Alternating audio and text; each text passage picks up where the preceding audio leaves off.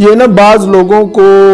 Leader بننے کا، آگے لگنے کا بڑا شوق ہوتا ہے۔ اس لیے میں کہوں گا کہ اگر لیڈر بننا ہے، آگے لگنا ہے، تو پھر نیکی میں آگے لگیں۔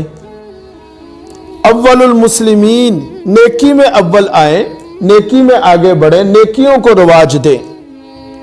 حضرت جریر ابن عبداللہ رضی اللہ تعالیٰ عنہ کی روایت ہے، سرکار دو عالم صلی اللہ علیہ وسلم نے ارشاد فرمایا کہ اگر تم میں سے کوئی شخص کسی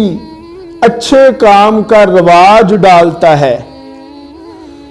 تو بعد میں آنے والے کسی شخص نے اگر اس اچھے کام کی پیروی کی تو تمام پیروی کرنے والوں کا اجر جس نے رواج ڈالا اس کو ملے گا،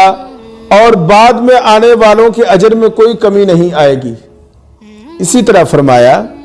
کہ اگر کسی شخص نے کسی برے کام کو رواج دیا تو بعد میں جتنے لوگ وہ برا کام کریں گے ان کے برے کاموں کا گناہ اس رواج دینے والے کو بھی ملے گا، اور ان کے گناہ میں کوئی کمی نہیں آئے گی۔